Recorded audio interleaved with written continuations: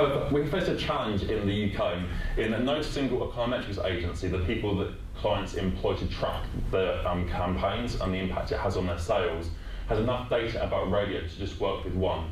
Thinkbox could go to one agency and say, can we have your TV data to analyse? And they could do that because people tend to track TV more frequently in the UK than they do for radio.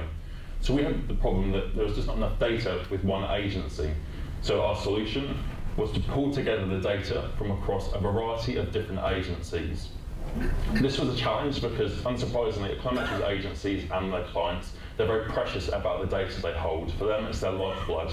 They don't want to share that information with competitors, because essentially that is what they're paid to do. They're paid to analyse clients' campaigns. They don't want to share that with a competitor who does things in slightly different ways and has different clients as well. It took us around 9 months to convince the major econometrics agencies to actually take part in the research before even beginning to analyse anything. So it's a long and dogged process to try and convince them that it's actually worthwhile to give us their data and to analyse as a whole industry what radio return on investment looks like. Fortunately, after 9 months of constant phone calls and meetings and persuading, we ended up getting 9 econometrics agencies on board. These agencies represent all the major media groups in the UK.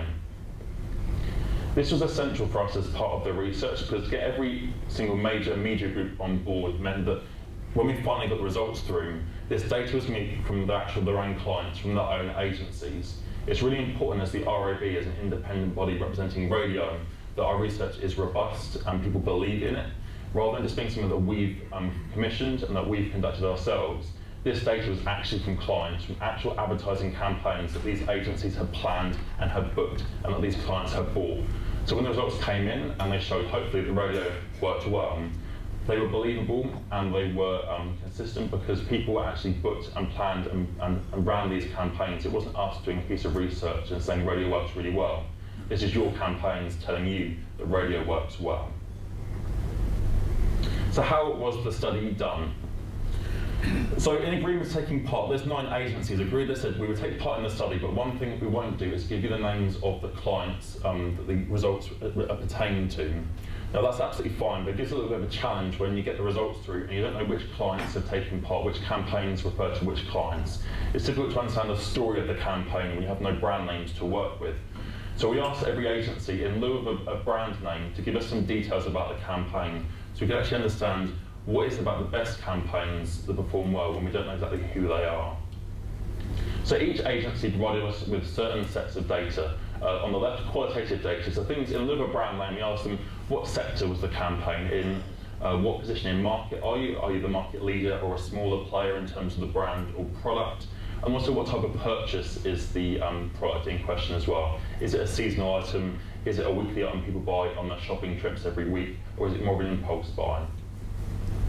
We then asked them for the hard quantitative numbers that we could then analyse. So that is return on investment, that is the sales uplift provided by the radio and other TV media channels, the media spend, so we can understand actually the impact of spend and planning in terms of that, and also campaign delivery, so in terms of frequency and coverage achieved on radio, so we could try and investigate the impact of that as well.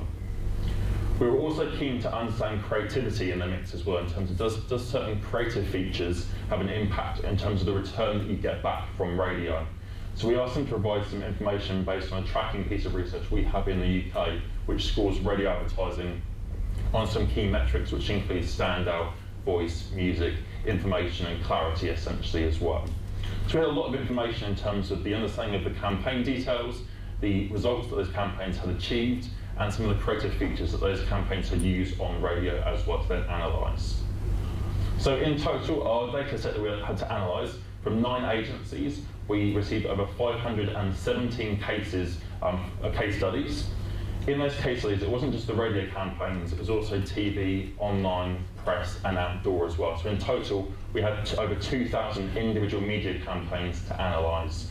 They crossed 10 different sectors. There were 71 campaigns where we had creative insight as well. And in total, just shy of 23,000 different data points for Holmes & Cook, our agency we appointed to investigate and analyse the data. So a huge data set for people to analyse to see actually what does radio give you in terms of return on investment, how does that compare to other channels, and how does it compare by sector as well.